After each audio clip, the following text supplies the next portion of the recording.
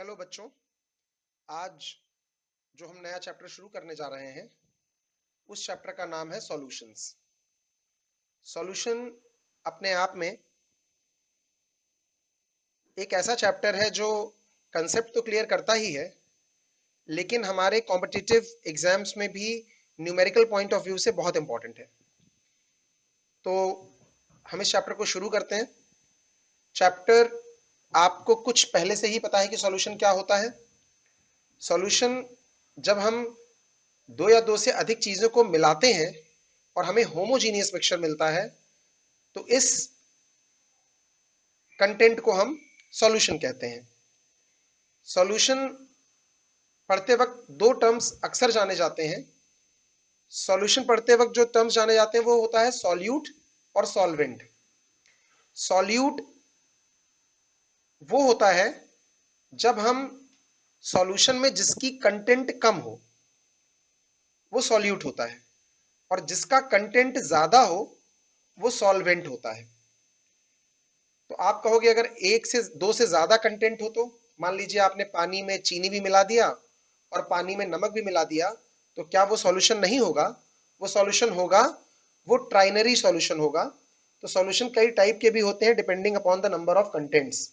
Solution में भी binary, दो से कम कंटेंट से तो कंस्टिट्यूएंट से तो सॉल्यूशन बनेगा भी नहीं। तो सॉल्यूशन में भी binary, trinary, quaternary and so on. तो जो हम जिसकी बात करने जा रहे हैं वो हमारे जो सिलेबस में हमें एक बंध के रहना है, वो बाइनरी सॉल्यूशन में रहना है, यानी जिसमें सॉल्यूट केवल एक ही हो, सॉल्वेंट हो और उसमें सॉल्यूट केवल एक हो, एक से ज्यादा सॉल्यूट ना हो। लेकिन सॉल्यूट, सॉल्वेंट और सॉल्यूशन, ये तीन चीजें क्या हैं? सपोज दैट हमने चीनी को पानी में मिलाया, एक जग पानी ले लिया या एक ग्लास पानी ले लिया और उसमें हमने चीनी के 2 चम्मच घोल लिए। तो जो चीनी हुआ, जो कम कंटेंट में हुआ वो सॉल्यूट होता है, और जो ज्यादा कंटेंट में होता है वो सॉल्वेंट होता है, और इन दोनों को मिला के सॉल्यूशन बनता है।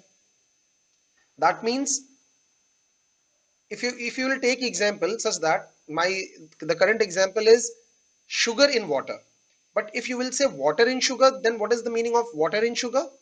So water is in sugar is something like that कि मान लीजिए कि आपको एक बोरी कहीं चीनी रखी रही हुई है और उसमें एक मग पानी किसी ने डाल दिया, तो चीनी तो गीली हो गई, होमोजीनियस तरीके से गीली हो गई। तो यहां पे जो सॉल्यूशन बना, इसमें चीनी का कंटेंट ज्यादा है और पानी का कम है, तो वो जो चीनी हुई अब की वो सॉल्वेंट हो गई, और जो वाटर हुआ वो सॉल्यूट हो गया। यानी जिसका भी कंटेंट कम होगा वो सॉल्यूट होगा, जिसका भी कंटेंट ज्यादा होगा वो सॉल्वेंट होगा। सॉल्यूट को हमेशा कैपिटल लेटर बी से डिनोट किया जाता है, और सॉल्वेंट को हमेशा कैपिटल लेटर ए से डिनोट किया जाता है, ए। कभी कभी सॉल्वेंट को 1 से भी डिनोट किया जाता है और सॉल्यूट को 2 से डिनोट किया जाता है। यानी सॉल्यूट को या तो बी से डिनोट करेंगे या तो 2 से, और सॉल्वेंट को या तो ए से डिनोट करेंगे या 1 से। अब हम अपने अगले टॉपिक में जो पढ़ने जा रहे हैं वो पढ़ने जा रहे हैं टाइप्स ऑफ सॉल्यूशन। ये टाइप्स ऑफ सॉल्यूशन कितने तरीके के होते हैं? तो अगर आप देखिए, सॉल्यूशन हमें जो टाइप्स ऑफ सॉल्यूशन मिलेगा एक चार्ट से पढ़ने की कोशिश करते हैं, और इसमें हम इसके साथ साथ एग्जाम्पल भी पढ़ेंगे। जो टोटल टाइप सॉल्यूशन के होते हैं वो 9 टाइप्स के सॉल्यूशन बनते हैं। अब 9 टाइप्स के सॉल्यूशन में जो सॉल्यूशन का स्टेट होता है वो 3 स्टेट में कह कर देते हैं हम। मान लीजिए वो स्टेट गैसेस स्टेट है, या लिक्विड स्टेट है, और सॉलिड स्टेट है। गैसेस स्टेट का मतलब ये है कि सॉल्वेंट यानी बड़ा वाला पार्ट पूरा का पूरा गैसियस फेज में होगा। लिक्विड सॉल्यूशन का मतलब है कि जो सॉल्वेंट वाला फेज है वो सारे के सारे लिक्विड फेज में होंगे, और सॉलिड सॉल्यूशन का मतलब है कि जो सॉल्वेंट का फेज होगा वो सॉलिड फेज में होगा। अब अगर हमने सॉल्वेंट गैसियस फेज में रखा है तो सॉल्यूट कुछ भी हो सकता है। सॉल्यूट कभी सॉलिड हो सकता है, कभी लिक्विड हो सकता है, कभी गैस हो सकता है। अगर सॉल्वेंट कभी लिक्विड फेज में है तो सॉल्यूट कभी सॉलिड भी हो सकता है, लिक्विड भी हो सकता है, गैस भी हो सकता है। अगर सॉल्वेंट सॉलिड फेज में है तो सॉल्यूट सॉलिड भी हो सकता है, लिक्विड भी हो सकता है, गैस भी हो सकता है। इस तरह से 9 तरह के सॉल्यूशन बने। एक एक करके हम पढ़ने की कोशिश करते हैं कि ये क्या है सर और इसको किस तरह से पढ़ा जा सकता है। तो जो हमारी स्क्रीन में दिख रहा है वो दिख रहा है कि मान लीजिए आपका सॉल्वेंट, ये वाली लाइन पूरी सॉल्वेंट की है, सॉल्वेंट गैस हो, उल्टे तरफ से चलेंगे तो ज्यादा आसानी होगी, पहले हम ये पढ़ेंगे थर्ड वाला, या ऐसे ही चलते हैं कोई बात नहीं। अगर अगर हमारा गैस है और गैस है, मतलब सॉल्वेंट भी गैस है और सॉल्यूट भी गैस है, तो कैसे उसका एग्जाम्पल, जैसे कि आपकी एयर है, एयर में मिक्सचर ऑफ होते हैं, तो नाइट्रोजन होता है, ऑक्सीजन होता है, कार्बन डाइऑक्साइड होता है, आर्गन होता है, बहुत सारी चीजें होती हैं। तो जो सबसे ज्यादा परसेंटेज होती है वो नाइट्रोजन की होती है, करीब करीब 78%। 21% के आसपास ऑक्सीजन होती है, बाकी अदर गैसेस होती हैं। तो इसमें जो सॉल्वेंट हो गया वो नाइट्रोजन हो गया, एंड अदर गैसेस जो हो गई वो सॉल्यूट हो गई।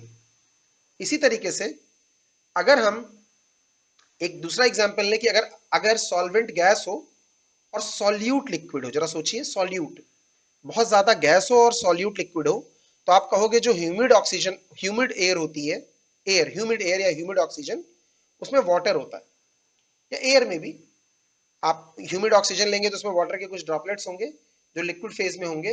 तो वो एक एग्जाम्पल हो गया इसका। इसी तरह से अगर हम कहें कि सॉल्वेंट गैस हो और सॉल्यूट लिक्विड हो, तो इसका कोई एग्जाम्पल, तो आप कहोगे कि ज्यादा गैस हो कम सॉलिड हो।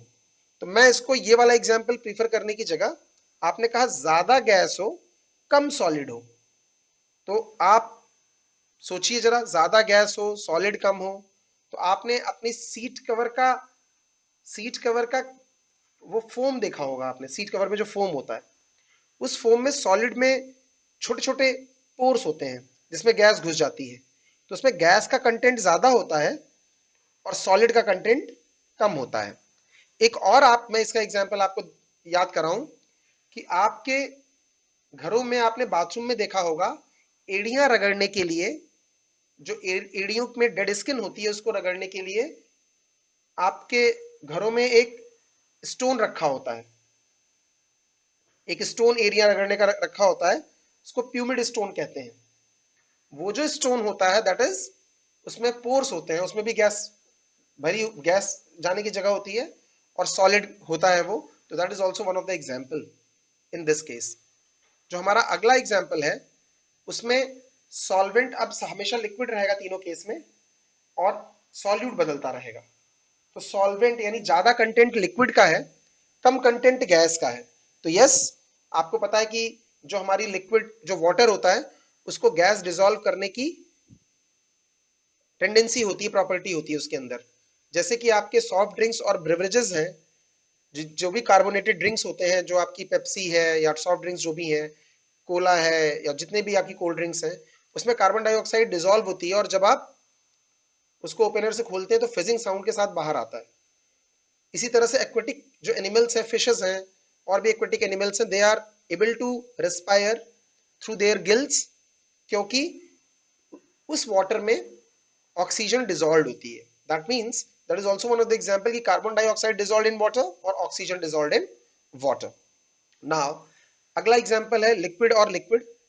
अगर दो ऐसे सब्सटेंस हैं, दो ऐसे कंटेंट हैं, कंस्टिट्यूएंट हैं, जिसमें ज्यादा वाला भी लिक्विड हो कम वाला भी लिक्विड हो, तो आप कहोगे इथेनॉल डिसॉल्व इन वाटर।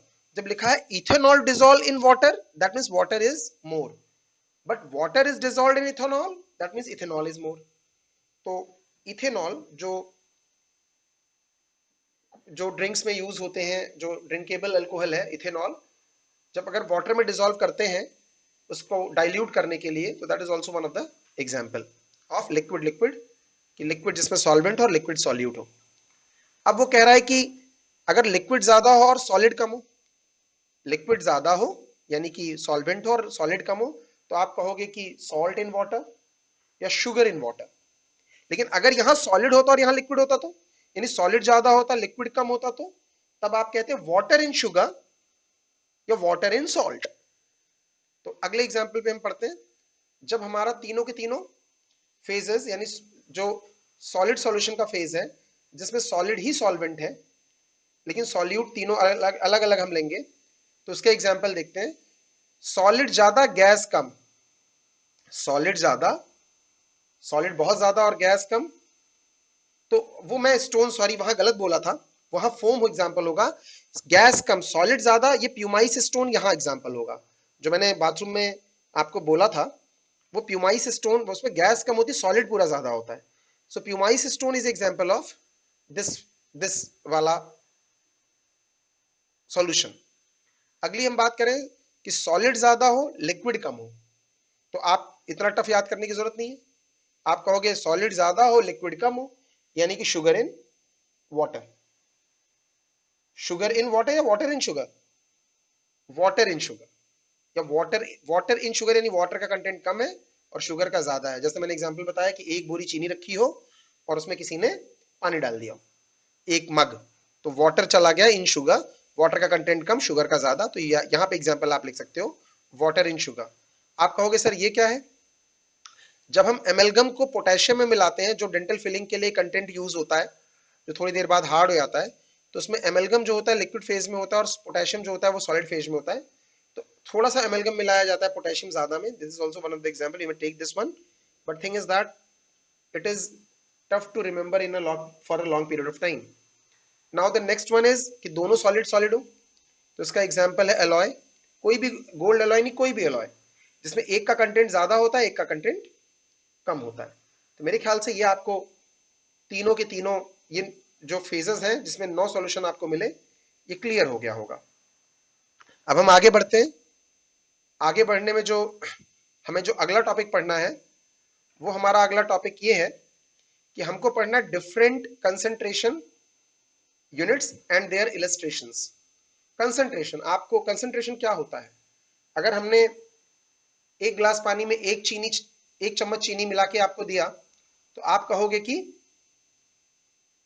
ये ठीक है, सॉल्यूशन है चीनी, चीनी और पानी का सॉल्यूशन है। लेकिन एक दूसरे बच्चे को मैंने एक गिलास पानी में 5 चम्मच चीनी मिला के दी, तो वो कहेगा ये ज्यादा मीठा है, पहले वाला बच्चा कहेगा कम मीठा है। अगर मैं कहूँगा कितना मीठा है, तो अब कितना मीठा बताएगा वो, मीठा बताने की भी कोई यूनिट होनी चाहिए। यानी कि ये बात तो सही है कि बाद वाला सॉल्यूशन ज्यादा कंसंट्रेटेड है, पहले वाला सॉल्यूशन कम कंसंट्रेटेड है, but it must be expressed in terms of some unit, there must be some term for expression of concentration. तो एक एक करके हम इन कंसंट्रेशन की यूनिट्स को देखेंगे और टर्म्स को समझेंगे। तो सबसे पहला जो टर्म है, ये एक टैबुलर फॉर्म में बना हुआ है, मैं आपको समझाने की कोशिश करूंगा, साथ में एक न्यूमेरिकल, एक इसका डेफिनेशन, फिर उसका एक न्यूमेरिकल, जिससे आपको चीजें क्लियर हो जाएंगी। फिर ये वीडियो आपको हमेशा के लिए काम आएगा कि है क्या। तो सबसे पहली बात जो दी हुई है कि मोलैलिटी, दो चीजें हैं, एक मोलैलिटी दूसरा मोलैरिटी। मोलैलिटी होता है number of moles of solute dissolved in per kg of solvent. Solvent litre में भी हो सकता है और केजी में भी हो सकता है। अगर हम इसको तौल के लेंगे, उसका वेट लेंगे, तो केजी में हो जाएगा वो सॉल्वेंट। जैसे कि आप अगर बनिए की दुकान पे जाएं और बोले कि मुझे 1 लीटर सरसों का तेल चाहिए, तो वो 1 लीटर दे वाला देगा। अगर आप 1 केजी मांगेंगे तो वो 1 केजी सरसों का तेल तौल के देगा। पहले आपकी बॉटल तौल लेगा, फिर उसमें 1 केजी फिर डालेगा और आपकी बॉटल का वेट उसमें से माइनस करके तौलेगा। जैसे कि आप अपने घर में अभी जाइए और किसी भी रिफाइंड की बॉटल को उठा के देखिए, तो अगर 5 लीटर की बॉटल है तो उसमें जो केजी का वेट होगा वो कुछ अलग लिखा होगा, लीटर लीटर 5 लीटर्स होगा, but in kg it will be mention in a different, मतलब 5 litre may not be equal to 5 kg. It happens only in case of liquid water. So वो डिपेंड करता है डेंसिटी पर, कि 1 litre घी 1 KG घी के बराबर नहीं हो सकता। जो केजी घी होगा वो वेट हुआ और 1 लीटर उसका वॉल्यूम हुआ। तो फिलहाल हम मोलैलिटी की बात कर रहे थे। मोलैलिटी जो होता है, molality it is nothing but it is the number of moles of solute dissolved in per kg of solvent. 1 kg solvent में सॉल्यूशन नहीं है, ध्यान रखिएगा, सॉल्वेंट, मोलैलिटी में सॉल्वेंट। क्योंकि कैसे याद करेंगे, अगला वाला मोलैरिटी होगा, इसमें एक एल कम है, तो जहां मोलैलिटी होगा वहां सॉल्वेंट, याद रखिएगा मोलैलिटी। तो उन्होंने कहा द मोलैलिटी ऑफ, क्वेश्चन है the molality of the solution contains 45 gram of glucose dissolved in 2 kg of water. तो 45 ग्राम ग्लूकोज है, तो नंबर ऑफ मोल्स कितने हो गए? आपको याद है फॉर्मूला, अगर आप फॉर्मूला याद करो तो आपको याद है फॉर्मूला, कि फॉर्मूला कैसे, उसका फॉर्मूला किस तरह से हम उसको करते हैं। तो फॉर्मूला, हम पहले नंबर ऑफ मोल्स निकालने के लिए amount in gram upon molecular weight करते हैं। तो ग्लूकोज का मॉलिक्यूलर वेट होता है 180, तो नंबर ऑफ मोल्स निकालने के लिए amount in gram upon what, amount in gram upon molecular mass. तो नंबर ऑफ मोल्स का एक वीडियो मैं क्लास 11th के लिए अवेलेबल है, आप चाहे तो वो देख सकते हैं, लेकिन मुझे लगता नहीं कि जरूरत है, फिर भी आप अभी यहाँ पे ध्यान लगाएं कि number of moles of solute, तो नंबर ऑफ मोल्स निकालने के लिए अमाउंट इन ग्राम ऊपर रहेगा और मॉलिक्यूलर मास, मॉलिक्यूलर वेट नीचे रहेगा, तो नंबर ऑफ मोल्स पता लग जाएगा। अब ये कह रहा है dissolved in 2 kg of water, तो kg ऑफ वाटर 2 दिया हुआ है, हम इसको सॉल्व कर ले तो you will get 0.125 molality. Molality को हमेशा स्मॉल m से डिनोट किया जाता है, वहीं पे मोलैरिटी को या मोलर को कैपिटल M से डिनोट किया जाता है। तो इसका एक एग्जांपल हो गया। अगला जो अगला जो हमें टॉपिक पढ़ना है वो है हमारा मोलैरिटी। मोलैरिटी मतलब number of moles of solute dissolved in पर लीटर ऑफ सॉल्यूशन। पर लीटर ऑफ सॉल्यूशन, सॉल्यूशन मतलब कि सॉल्यूट और सॉल्वेंट दोनों का कंटेंट, दोनों का वॉल्यूम लेना है। क्वेश्चन क्या कहता है, यानी number of moles of solute ऊपर, ठीक, और volume of solution in litres नीचे। ये कहता है कि 5.845 gram of sodium chloride is dissolved in water, अच्छी बात है, and the solution was made up to 500 ml using standard flask. अब यानी कि अब टोटल तो 0.5 सॉल्यूशन, उसमें ये ऑलरेडी एडेड है 5.845, यानी कि जब 0.845 लिया गया और उसको 500 ml के स्टैंडर्ड सॉल्यूशन फ्लास्क में डाला गया, उसके जो मार्क बना होता है, तो इसका मतलब कि ये 500 बनाने में उसमें सॉल्यूट भी हो गया और सॉल्वेंट भी हो गया, यानी 500 यहाँ पर सॉल्यूशन का वॉल्यूम हो गया, but it is in ml, तो आपको लीटर में कन्वर्ट करना पड़ेगा, क्योंकि ये तो लीटर में होना चाहिए। वो कह रहा है the strength of the solution in molarity is, strength बताइए उसकी, यानी कंसेंट्रेशन बताइए मोलैरिटी के टर्म्स में। तो आपने कहा नंबर ऑफ मोल्स ऊपर रहेंगे सर, नंबर ऑफ मोल्स का मैंने फॉर्मूला बताया amount in gram upon molecular weight. Amount in gram sodium chloride का अमाउंट इन ग्राम कितना दिया हुआ है 5.845, उसका मॉलिक्यूलर वेट अगर आप निकालोगे सोडियम का और क्लोराइड का ऐड करोगे तो मॉलिक्यूलर वेट आएगा 58.45 एग्जैक्ट, और नीचे इसको 0.5 से क्यों डिवाइड किया, क्योंकि 500 ml था और 500 ml को आप लीटर में कन्वर्ट करोगे, ये काट पीट करने के बाद 0.2 मोलर आएगा। यहाँ पे मोलर का मतलब मोल्स पर लीटर, यानी मोलैरिटी की यूनिट होती है मोल्स पर लीटर, ये इसका आंसर हो गया। जो आपका अगला टर्म है नॉर्मेलिटी, चूंकि नॉर्मेलिटी आपके सिलेबस में नहीं है फिर भी मैं इसको करा देता हूं, लेकिन आपको 1 मिनट के लिए मोलैलिटी और मोलैरिटी में एक चीज और बता दूं कि मोलैलिटी क्या होता है। मोलैरिटी मोलैलिटी और मोलैरिटी में कभी कभी पूछ लिया जाता है कि which is the better better concentration, कौन सी बेटर कंसेंट्रेशन है, तो कौन सी बेटर कंसेंट्रेशन होगी, molality. Molality will be the better concentration, क्योंकि ये वेट पे डिपेंड करती है, और अगर टेम्परेचर बदलेगा तो उसका वॉल्यूम चेंज नहीं होगा, क्योंकि मोलैरिटी जो होता है वो वॉल्यूम पे डिपेंड करती है, और आपको पता है कि टेम्परेचर बदलेगा तो वॉल्यूम बदलेगा, वॉल्यूम बदलेगा तो कंसेंट्रेशन चेंज हो जाएगी, और अगर मोलैलिटी होगा तो मास बदलेगा नहीं टेम्परेचर पे, यानी molality is a temperature independent term, that's why it is better unit as compare to molarity. अब आप कहोगे कि सर नॉर्मेलिटी क्या होती है, नॉर्मेलिटी जल्दी जल्दी करते हैं, आपके सिलेबस में नहीं है। Normality is the number of gram equivalent of solute upon volume of solution in litre. तो नंबर ऑफ मोल्स की जगह यहाँ पे आ गया नंबर ऑफ ग्राम इक्विवेलेंट। अब नंबर ऑफ ग्राम इक्विवेलेंट क्या होता है, number of gram equivalent is equal to amount in gram upon equivalent weight. फिर पूछोगे आप कि इक्विवेलेंट वेट क्या होता है, इक्विवेलेंट वेट तो यहाँ पे तो क्लियर है, यहाँ पे अगर मोल्स होता तो मैं कहता amount in gram upon molecular mass, लेकिन यहाँ पे नंबर ऑफ मोल्स की जगह आ गया नंबर ऑफ ग्राम इक्विवेलेंट, और नंबर ऑफ ग्राम इक्विवेलेंट का formula amount in gram upon molecular mass नहीं, अपॉन इक्विवेलेंट मास हो गया। अब इक्विवेलेंट मास क्या होता है, इक्विवेलेंट मास होता है मॉलिक्यूलर वेट अपॉन एन, जो मॉलिक्यूलर मास होता है उसको एन से डिवाइड करना होता है, और एन क्या चीज होती है, एन एन क्या चीज होती है, अगर एसिड है एन तो उसमें कितने वो H प्लस आयन दे सकता है, अगर बेस है तो कितने OH माइनस दे सकता है, अगर कोई बेस या एसिड नहीं है, कोई मेटल है, तो उसको उसके चार्ज से डिवाइड कर देना। यानी इक्विवेलेंट वेट कैसे पता चलेगा, मॉलिक्यूलर वेट को एन से डिवाइड कर देना है। एन चार्ज भी हो सकता है किसी मेटल का, या किसी एसिड में number of H plus ion जो होते हैं वो हो सकता है, या number of OH minus base के लिए हो सकता है। खैर फिलहाल इसका एक एग्जांपल करते हैं। 3.15 ग्राम ऑफ ऑक्सैलिक एसिड डाइहाइड्रेटेड, डाइहाइड्रेटेड मतलब हो गया, डाइहाइड्रेट मतलब कि दो मॉलिक्यूल वाटर के लगे हुए, CH3COOH dot 2H2O is dissolved in water and the solution was made up to 100 ml। तो ये 100 ml तो उसका वॉल्यूम हो गया सॉल्यूशन का, using standard flask. The strength of solution in normality, तो आपने का formula number of gram equivalent of solute upon volume of solution in litre. तो आपने का नंबर ऑफ ग्राम इक्विवेलेंट का फॉर्मूला सर आपने बताया कि amount in gram upon equivalent wait. अब इक्विवेलेंट वेट कैसे निकाला होगा इन्होंने, मॉलिक्यूलर वेट अपॉन एन, और मॉलिक्यूलर वेट ऑक्सैलिक एसिड का होता है 63, तो 63 और ऑक्सैलिक एसिड में H1 ही होते हैं, तो 63 को 1 से डिवाइड करोगे तो 63 ही आएगा। तो ये आपका ये ऊपर हो गया, और वॉल्यूम सॉल्यूशन का 100 ml था तो इसको हमने लीटर में बदल दिया। इसको सॉल्व करने के बाद जो भी कुछ आया वो आया 0.5 नॉर्मल। तो ये आपकी तीसरी यूनिट हो गई नॉर्मेलिटी, कंसंट्रेशन के लिए तीसरी चीज। जो अगला टर्म है फॉर्मेलिटी, ये फॉर्मेलिटी भी एक टर्म है जो बहुत कम यूज किया जाता है। क्वेश्चन क्या है, इसका फॉर्मूला क्या है कि number of formula weight of solute upon volume of solution in litre. अब ये फॉर्मूला वेट क्या होता है, what is the meaning of formula wait. Formula wait का मतलब ये है कि जो बैलेंस्ड केमिकल रिएक्शन में, बैलेंस्ड केमिकल रिएक्शन में जितना उस सॉल्यूट, वो सॉल्यूट डिसॉल्व हो रहा हो। खैर फिलहाल आपके सिलेबस में भी नहीं है फॉर्मेलिटी, तो आप इसको इग्नोर करिए, आप इसमें पढ़िए मत तो ज्यादा बेटर है। तो हम इस टॉपिक को स्किप कर रहे हैं। अगला टॉपिक इंपॉर्टेंट है और सिलेबस से रिलेटेड है, that is mole fraction. Mole fraction एक बड़ा ही छोटा सा टॉपिक है।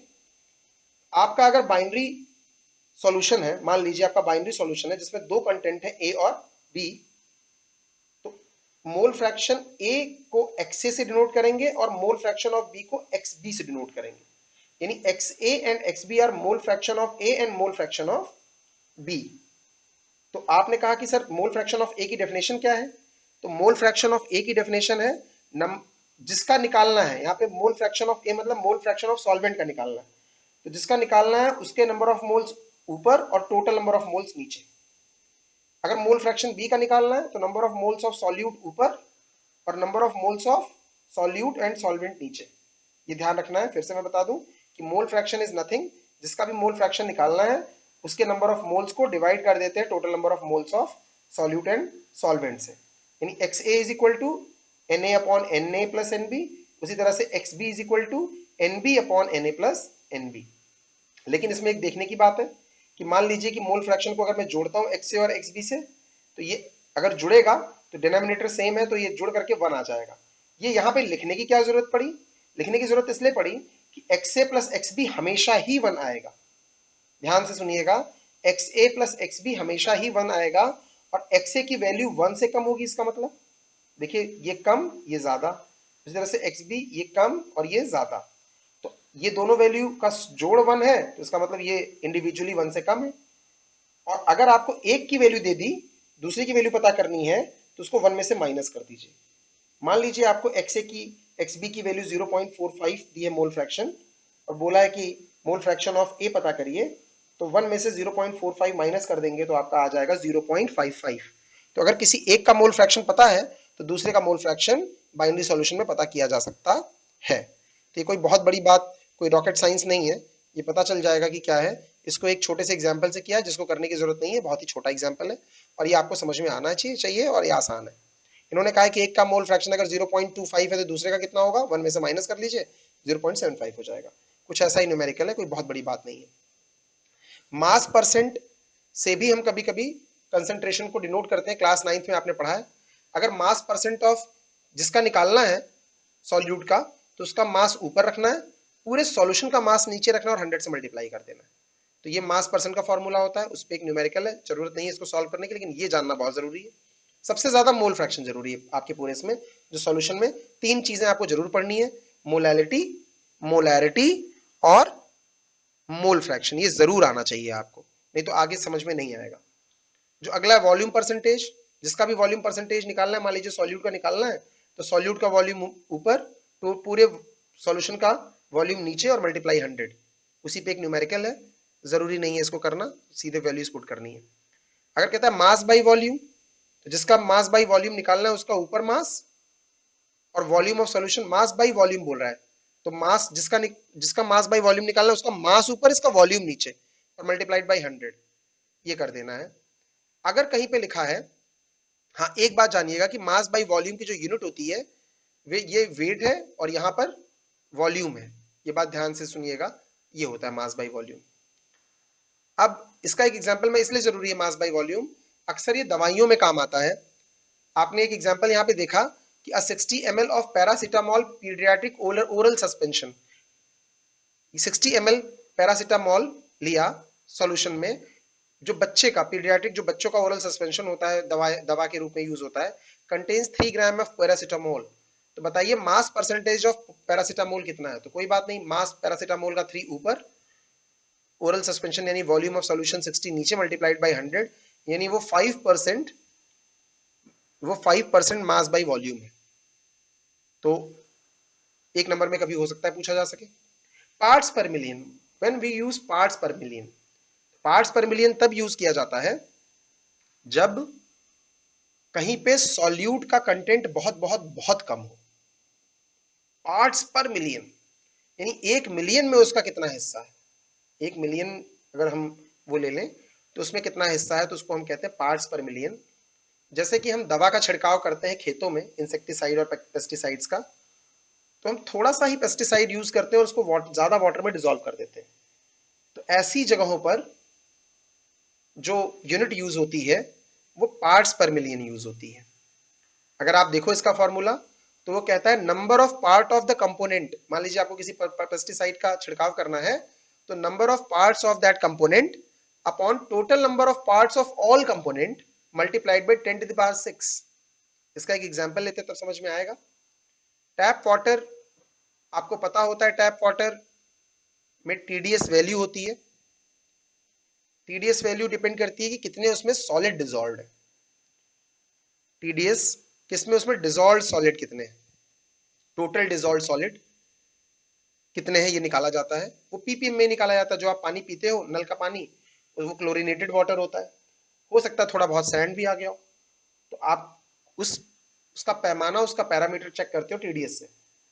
तो उसने कहा कि 50 ml of tap water contains 20 mg of dissolve solid, तो बताइए उसकी टीडीएस कितनी हो गई। तो आपने कहा कि इसी फॉर्मूले से कि सॉल्यूट का मास कितना था, तो 20 था, और 20 mg था, तो उसको ग्राम में बदलोगे आप, क्योंकि दोनों तो एक ही यूनिट यूज करोगे। आपको पता है कि 1 ml वाटर के केस में 1 ml को 1 ग्राम लिखा जा सकता है, केवल वाटर के केस में, क्योंकि density of water is taken to be always 1, इसीलिए केवल वाटर ही एक ऐसा जिसकी डेंसिटी हम 1 कंसीडर करते हैं, तो 50 ml को 50 ग्राम्स लिखा जा सकता है। तो यहां पर आपने जो मास ऑफ सॉल्यूट रखा वो 20 रखा ग्राम्स में, तभी 10 टू द पावर -3 से मल्टीप्लाई किया, और उसको डिवाइड कर दिया 50 ग्राम से, multiplied by 10 to the power 6। इसको सॉल्व करने पे जो भी कुछ आया वो पीपीएम में आया। तो मैं फिर से कह रहा हूँ पीपीएम कहाँ यूज होता है, पीपीएम में आपको न्यूमेरिकल पूछा जा सकता है। पीपीएम वहां यूज होता है जहां पे सॉल्यूट पार्टिकल का कंटेंट बहुत कम होता है। मैंने इसके एग्जाम्पल्स भी बताया आपको, तो मुझे लगता है ये बात आपको क्लियर समझ में आई होगी कि मैं कहना क्या चाहता हूँ। इसी तरीके से आपके पास आपकी स्क्रीन पर आप देख लीजिए 4 क्वेश्चंस हैं। अपनी वीडियो रोक करके इन 4 क्वेश्चंस को आप सॉल्व करने की कोशिश करिएगा। इसमें कहीं पे भी फॉर्मूला मास पे क्वेश्चन नहीं है, तो आपको ये सॉल्व करना है। लास्ट वाला क्वेश्चन पीपीएम पे है, तो इसको आपके अगर बैठेंगे तो 5 मिनट में ये सॉल्व हो जाएगा। अब जो हमारा अगला टॉपिक होगा वो हमारा होगा standard solution and working standard. Standard solution और अननोन सॉल्यूशन सच पूछिए तो बोलिए। वर्किंग स्टैंडर्ड मतलब अननोन सॉल्यूशन, वो क्या चीज होती है उसको समझिएगा। तो बढ़ते हम आगे इसी के साथ। स्टैंडर्ड सॉल्यूशन, ये टर्म एक्चुअली प्रैक्टिकल में यूज होता है, प्रैक्टिकल्स में यूज होता है, इसलिए पता होना चाहिए। और अक्सर इससे रिलेटेड कॉम्पिटिटिव एग्जाम्स में इस फॉर्मूले को यूज करके कोई क्वेश्चन करने को आ सकता है। इस वजह से ये बहुत जरूरी है कि ये कंसेप्ट आपको क्लियर होना ही चाहिए। फिर से बता रहा हूं, स्टैंडर्ड सॉल्यूशन क्या होता है? स्टैंडर्ड सॉल्यूशन वो सॉल्यूशन होता है जिसकी कंसंट्रेशन हमें पता होती है। जिसकी कंसंट्रेशन हमें पता होती है वो स्टैंडर्ड सॉल्यूशन, जिसकी कंसंट्रेशन नहीं पता होती वो अननोन सॉल्यूशन, जैसा कि आपने टाइट्रेशन में क्लास 11 में किया था। अब जो इसका फॉर्मूला आपने पढ़ा था, याद होगा आपको, m1v1 इक्वल टू m2v2।